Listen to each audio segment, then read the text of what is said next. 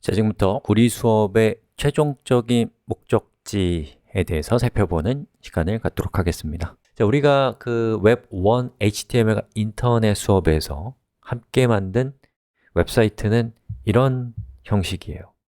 예, 보시는 것처럼 이렇게 되어 있고요. HTML, CSS, 자바스크립트 이렇게 글 목록이 있고, 저 글 목록은 여기 있는 저 태그들이고, 여기 있는 각각의 파일들이 각각의 페이지를 나타냅니다. 자, 근데 이것만으로도 훌륭하고 아주 혁명적인 예제라고 할 수 있어요. 하지만 사람의 욕심은 끝이 없고, 현실에서의 어떤 문제는 계속되죠.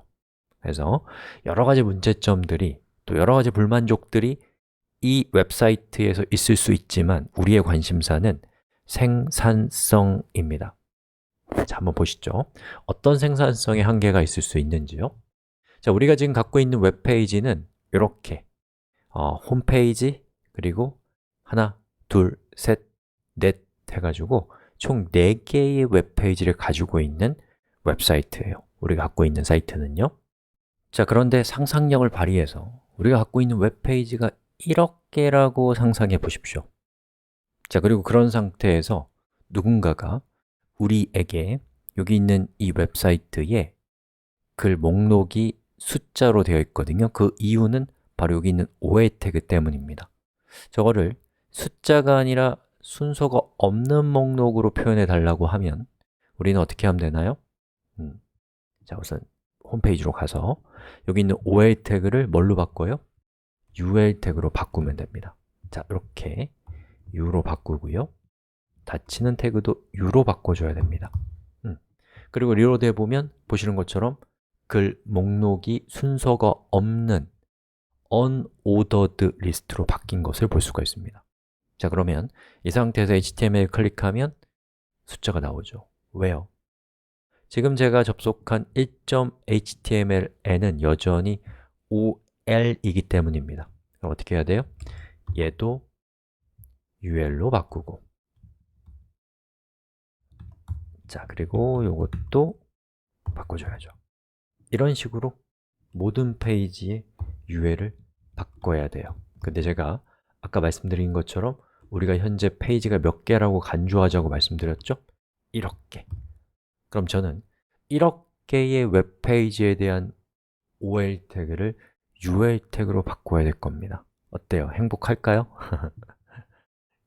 고통스럽겠죠? 다른 일을 찾아봐야 되나? 이런 생각이 들거나, 아니면 웹사이트가 더 이상 많아지는 것에 점점점 한계를 갖게 될 겁니다.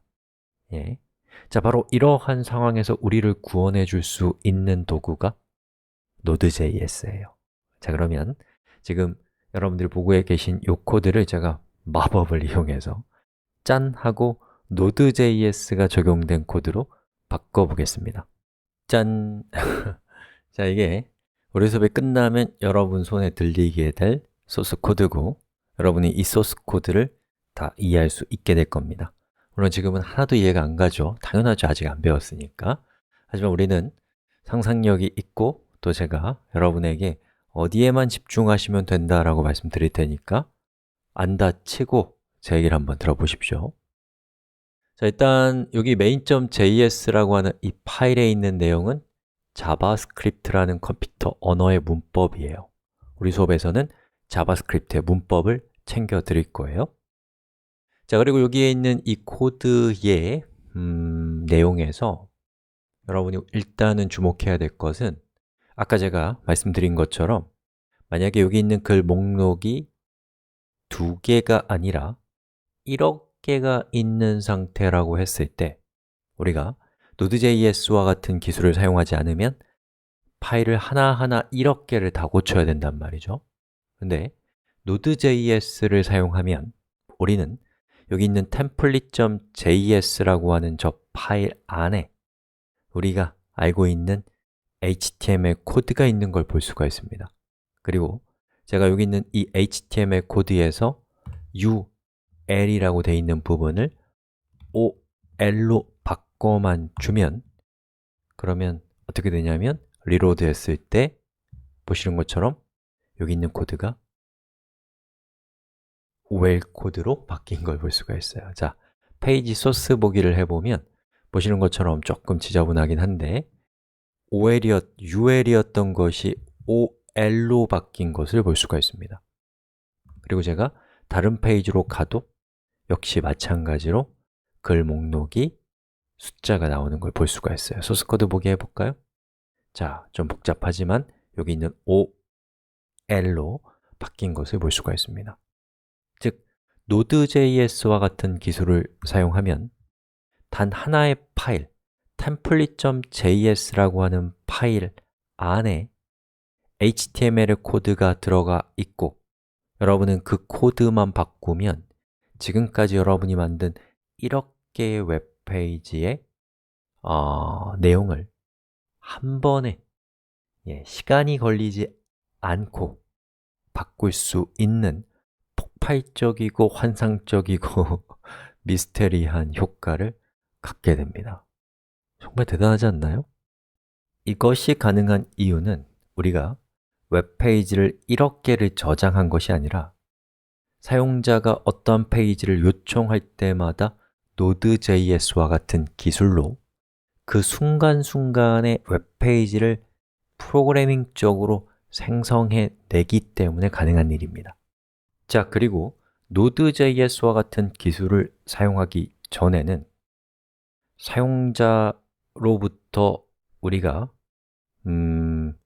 컨텐츠를 받을 수 있는 방법이 없었기 때문에 만약에 사용자의 참여를 유도하려면 우리가 사용자한테 이메일과 같은 방법으로 글을 받은 다음에 3.html, 4.html 이렇게 HTML 파일을 직접 만들어야 했습니다.